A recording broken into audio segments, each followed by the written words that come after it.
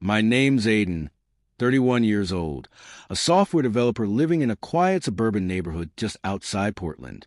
The house I live in, my house, I bought 3 years ago after scrimping and saving through my 20s. It's not a mansion, but it's mine. 2 stories with warm cedar siding, a wraparound porch, and a backyard big enough for my dog to stretch his legs. That's important, because this place has never really just been my home.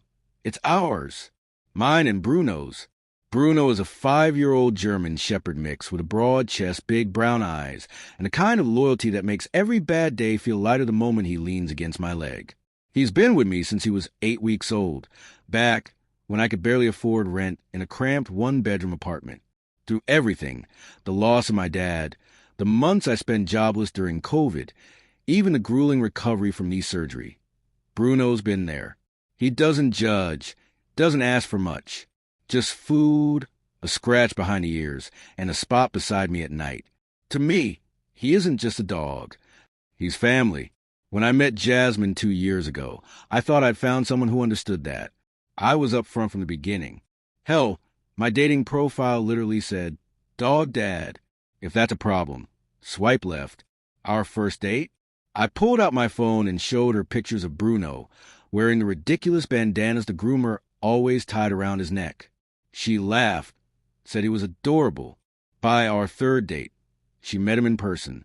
He bounded up, tail wagging, nose pressed to her hands. She crouched down, scratched his chin, and told me, "He's perfect." I believed her. 6 months ago, Jasmine moved into my house.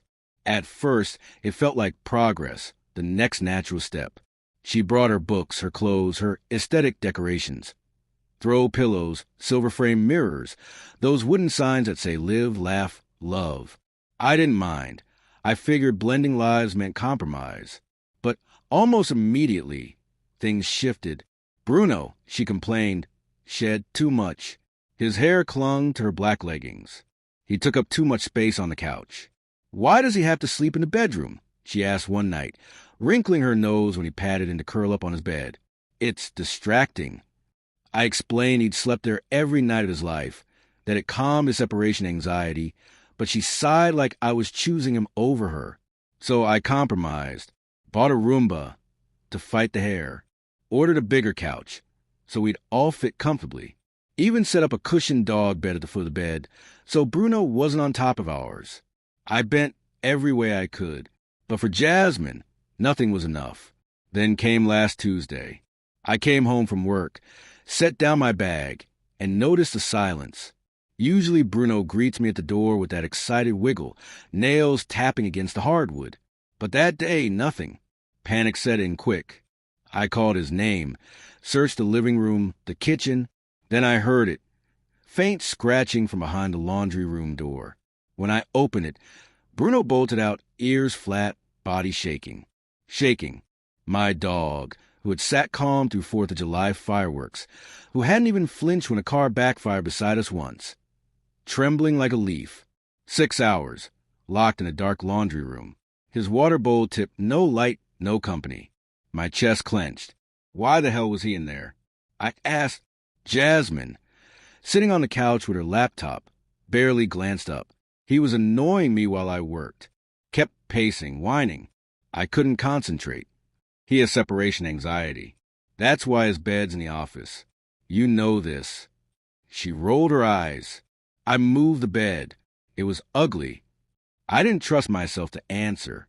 I spent the evening soothing Bruno, hand on his back until his shaking eased. Inside, anger simmered. The next day, she started showing me apartment listings on her phone. Look at this one. Nice kitchen. No pets allowed, but think how clean it would be. I laughed, thinking she was joking. She wasn't. By Thursday, she was sending me articles about how dogs carry diseases, how unhygienic they are, as if my dog, who gets monthly baths and regular vet checkups, was some mangy stray. Friday morning, it came to a head. I was making breakfast, scrambled eggs for me, and like always, a single egg for Bruno. He sat by my feet, tail thumping against the floor, waiting patiently. It's our ritual. My dad used to do the same for our childhood dog, and I carried it on. To me, it's not spoiling, it's love. Jasmine walked in, saw me setting Bruno's egg down in his bowl, and snapped. This is ridiculous. You care more about that mutt than you do about me. That's not true, I said, caught between anger and disbelief. It is, she hissed. I'm done with this, Aiden. It's me or the dog. Choose. The room went quiet. The sizzle of the frying pan, Bruno's soft whine, the tension so thick it was hard to breathe. Bruno tilted his head, ears perked, eyes flicking between us like he could sense the weight of what she'd just thrown at me. I looked at him, my companion, my family, then back at Jasmine, waiting with arms crossed, certain she'd won. I understand, I said finally. Her lips curved into a triumphant smile. Good. I'll start looking for rescues. I shook my head. No, I understand what you're asking, and I've made my choice. Her smile faltered. What do you mean? I didn't answer, just walked upstairs, opened the closet, pulled out her suitcases. As I laid them on the bed and started packing her things, she followed, confused at first, then furious. What are you doing? Helping you pack, I said. You're seriously choosing a dog over me? I'm choosing loyalty, I said, my voice steady. Over manipulation. Her face twisted. She screamed, cried, begged, threatened. Bruno stayed in his bed by the door, watching silently, his eyes never leaving me. 2 hours later, her things were on the porch. She stood outside, pounding on the door, yelling every insult she could think of. Finally, her sister came to get her. You'll regret this, she screamed as the car pulled away. No one will ever love you like I do. Good, I called back through the door. Because your love comes with conditions. Inside, Bruno leaned against my leg, warm and steady. For the first time in weeks, the house felt like home again. The morning after Jasmine left, the house was silent in a way that felt almost holy. Sunlight spilled through the living room windows, illuminating the faint patterns of dog hair that the Roomba hadn't picked up. Bruno sprawled across the couch like he owned it, which, in a way, he did. His breathing was steady, calm, and for the first time in weeks, he wasn't pacing nervously or glancing at me like he expected me to leave him locked away again. I brewed coffee, sat at the kitchen table, and tried to process the storm that had just passed through my life. 2 years with Jasmine, gone in a matter of hours. But instead of grief, what I felt most was relief. The constant tension, the criticism, the manipulative little comments, all gone. The air felt lighter, like a window had been thrown open after months of suffocating. That peace didn't last long. By noon, my phone buzzed with messages. 73 unread texts. Jasmine. At first they were pleading.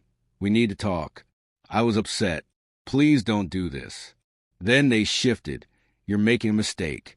You'll never find someone like me. By the 50th message, the tone had soured into venom. You're pathetic. Choosing a dog over a real relationship.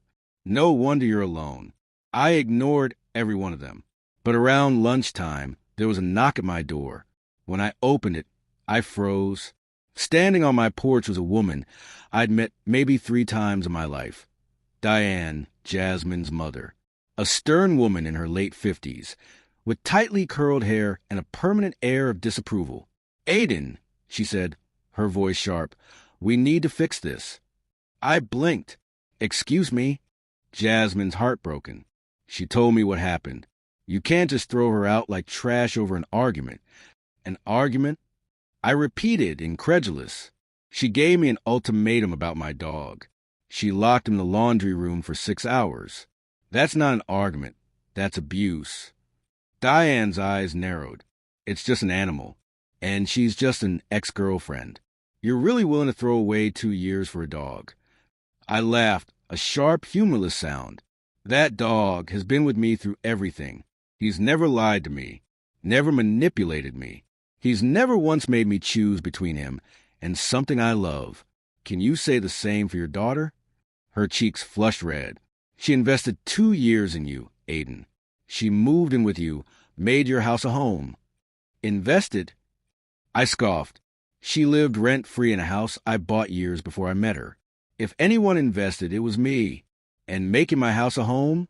You mean hanging live, laugh, love signs and tossing out my comfortable furniture because it didn't match your aesthetic? That's not making a home. That's marking territory. Diane's lips pressed into a thin line. For the first time, I saw something flicker in her expression. Hesitation. She let something slip. After everything she gave up for you. I tilted my head. What did she give up? Nothing, she said quickly. I just meant. No. What did she give up, Diane? Her silence said enough. I did some digging later that day, and the truth surfaced. Jasmine had been telling people she turned down a big job promotion to move in with me. A sacrifice. A gesture of devotion. But it was a lie. She hadn't turned down anything. She'd been fired from her previous job for attendance issues. I was the one who'd helped her land a new one through my professional network. The manipulation ran deeper than I'd realized. By Sunday, her tactics escalated. She took her campaign public. On social media, she posted a picture of herself crying, mascara streaked, face red, and wrote, "He abandoned me for a dog. 2 years wasted. I gave him everything, and he chose an animal over human love." She tagged our mutual friends. The fallout was immediate. My phone blew up with notifications. Some friends messaged in confusion. Is this true? Others sent sympathy. A few, even ones I thought knew me better, took her side. "It's just a dog," Aiden, one said. "You could have worked it out." But then something happened she didn't expect. Amy, the vet tech at Bruno's clinic, saw the post. She commented publicly, "Interesting. Wasn't it you, Jasmine, who called our office last month asking about what happens if a dog eats chocolate accidentally?" We have that call recorded, by the way. The post vanished within an hour. That night, I sat on the couch with Bruno's head resting heavy on my thigh, and I realized something. Jasmine wasn't done. People like her never walked away quietly. She was escalating, testing new ways to regain control. The texts, her mother, the smear campaign, all of it was just the beginning. I scratched Bruno's ears, staring into the darkened backyard, and felt a chill run through me. This wasn't just about a breakup anymore. This was about survival. By Monday morning, I thought maybe things would calm down. Jasmine had burned through texts, deleted her meltdown post, and disappeared from my notifications. I let myself believe the storm might finally be passing. I even felt a flicker of optimism. Maybe she'd moved on. Maybe she'd realized the game was over. I was wrong. That afternoon, a letter slid into my mailbox.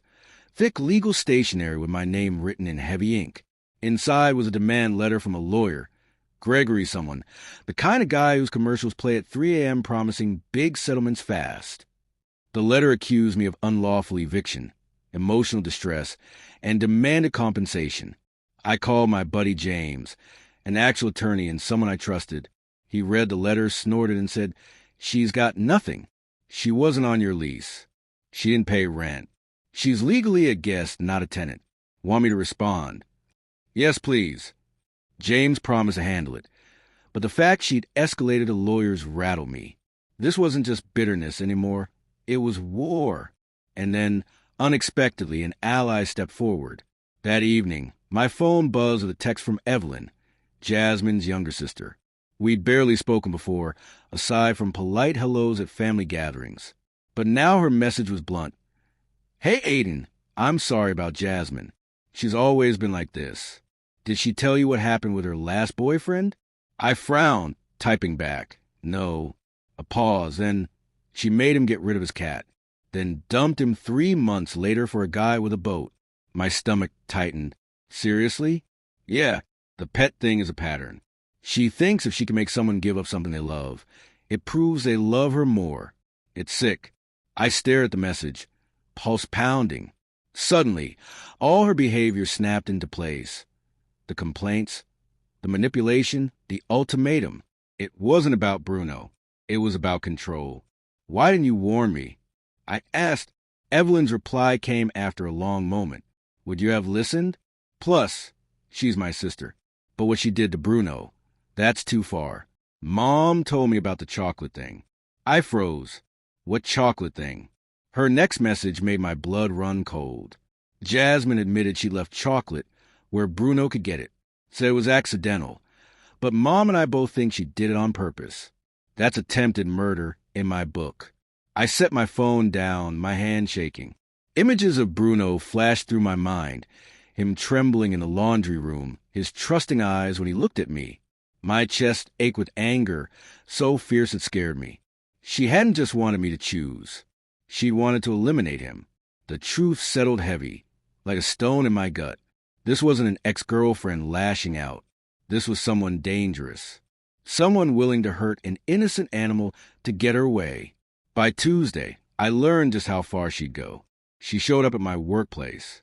Not just outside, inside, past reception. Through security, straight to my desk. My co-workers' heads turned as she stormed down the aisle, eyes blazing. "We need to talk," she snapped. I stood slowly, my jaw tight. "No, we don't. If you don't talk to me, I'll make a scene." I spread my hands. "Go ahead." I gestured toward the elevators. "Security's already on their way." She raised her voice, accusing me of ruining her life, of traumatizing her. Faces turned. Phones came out. My chest pounded with fury, but then I felt it. A nudge against my leg.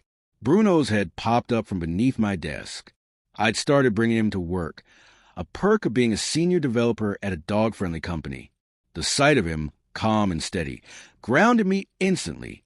Jasmine, though, recoiled like he was a monster. "You brought that thing here?" "That thing has more loyalty than you've ever shown anyone," I said evenly. "He works here more than you've ever worked anywhere." Security arrived then, 2 guards flanking her. She tried to claim she was my girlfriend. I pulled out my phone, scrolled to the text where she told me we were over, and handed it to the guards.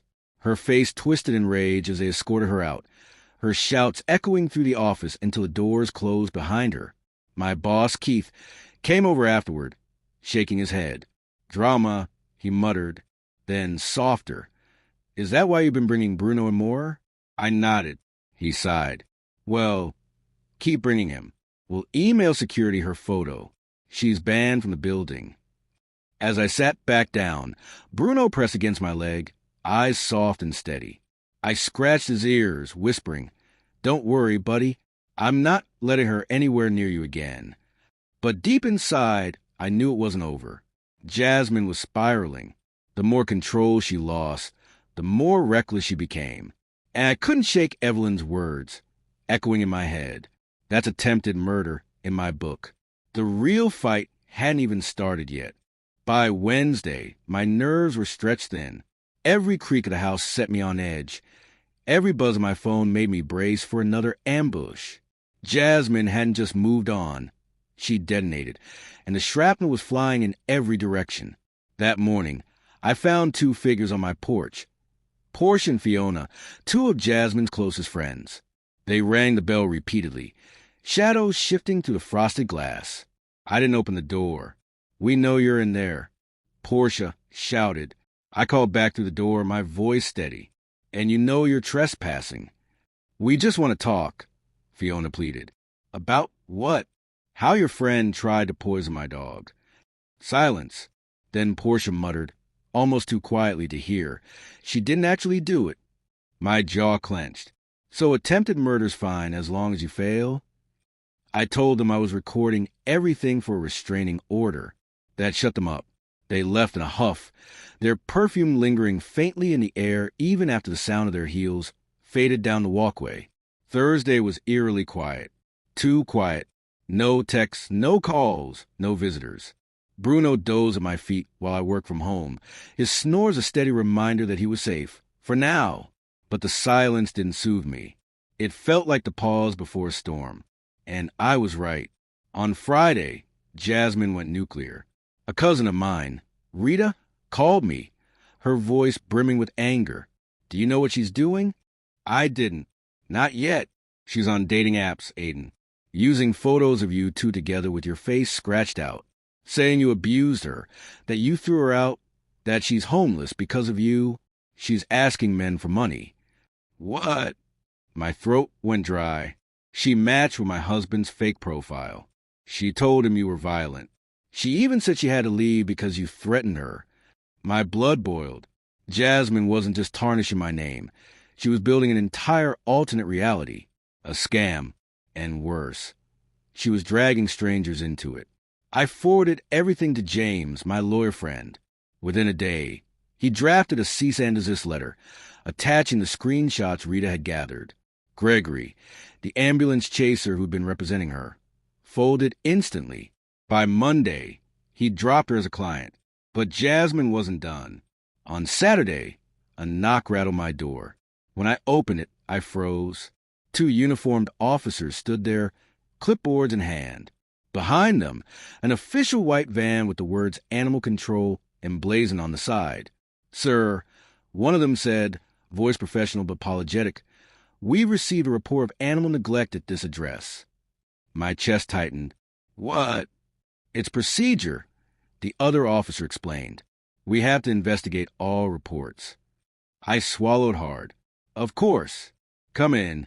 They stepped inside, eyes scanning the living room. Bruno bounded over, tail wagging, his coat gleaming from a fresh grooming session. He wore his new collar, tags jangling. His food and water bowls were full, his toy basket overflowing with squeaky bones and tug ropes.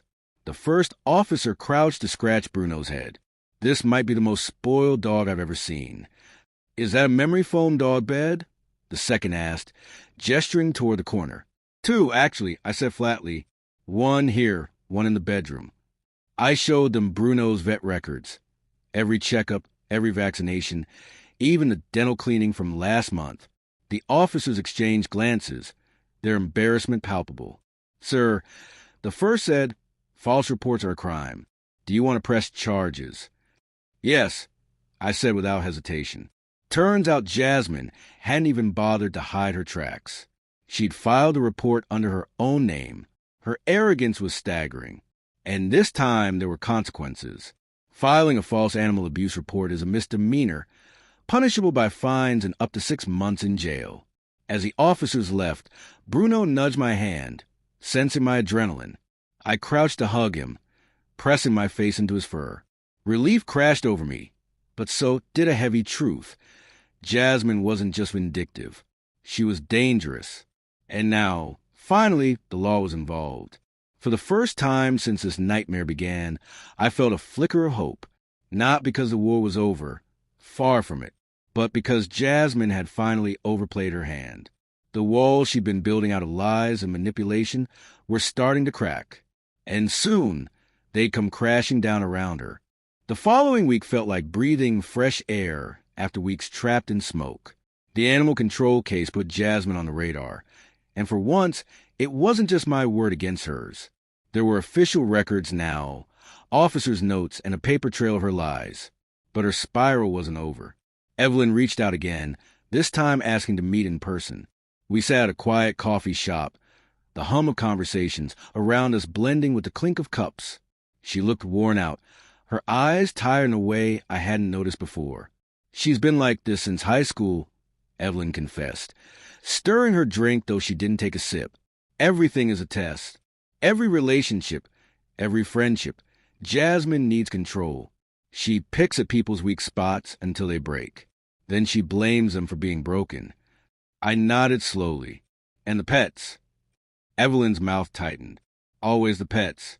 With her last boyfriend, she claimed she was allergic to cats. With the one before that, she said the dog barked too much. If she can get someone to give up something they love, she feels powerful. That's all it is. Power. Her words sank in like lead. My stomach twisted at the thought of Bruno, suffering, just because of her need for dominance. Evelyn hesitated, then leaned closer. I don't think she'll stop until someone forces her to. She's not just hurting the people she dates. She's leaving wreckage everywhere. And honestly, I'm scared for whoever comes next. I thanked her, truly grateful, but I could see the guilt etched in her expression. She'd spent her life covering for Jasmine, softening the edges of her destruction. Now she was done. And as if to prove Evelyn right, Jasmine's next move was her most desperate yet. It happened on a Sunday afternoon at the local pet store. Bruno and I went for his usual treat run. He loved picking out squeaky toys from the bottom shelf, tail wagging like he'd won the lottery. I was crouched beside him when I heard it. Her voice. "You don't belong here." I turned slowly. Jasmine stood a few feet away, eyes wild, hair unkempt like she hadn't slept. Her cart was empty except for a single collar, black leather, far too small for Bruno. I rose to my feet, keeping Bruno close. "Leave us alone, Jasmine." She stepped closer, her voice rising. "You think you won? You think choosing that mud over me makes you some kind of hero? You'll end up alone. You'll die alone with that dog, and no one will even care." The store went silent. Heads turned. An employee picked up the phone behind the counter, probably calling security. I swallowed hard, forcing calm into my voice. "You don't get it, do you? He's not just a dog. He's family. He's loyalty, unconditional and pure, something you've never given anyone." Bruno pressed against my leg, steady as always, his trust anchoring me in place. Jasmine's face twisted, a mask of rage cracking into something uglier, desperation. But before she could speak again, 2 store employees approached. One gently blocked her path. The other gestured toward the door. "Ma'am, you need to leave." She argued, shouted, but eventually stormed out, slamming the glass door so hard it rattled. The moment she was gone, the tension broke. People went back to shopping. Someone muttered, "Crazy." I sank to one knee, hugging Bruno tight. His tail thumped against my side, steady and reassuring. In that moment, I realized something profound. Jasmine was right about one thing. I had chosen, but it wasn't between her and Bruno. It was between control and love, manipulation and loyalty, fear and trust. And I'd chosen right. Weeks later, I got the news. Jasmine had been charged with false report and banned from several dating apps after being flagged for scams. She slipped into the background, her chaos finally catching up to her. Life didn't snap back to normal overnight. There were still echoes of her shadow, moments when I flinched at unexpected knocks, or when I second-guessed the silence of my phone. But Bruno was always there, steady as a heartbeat. On quiet evenings, we'd sit on the porch, the sky painted with gold and violet. I'd watch him sniff the breeze, ears twitching, eyes calm. And I'd think about everything we'd endured together. Every test, every storm, every attempt to tear us apart. In the end, it wasn't about survival. It was about loyalty. The kind that doesn't demand proof. The kind that doesn't set conditions.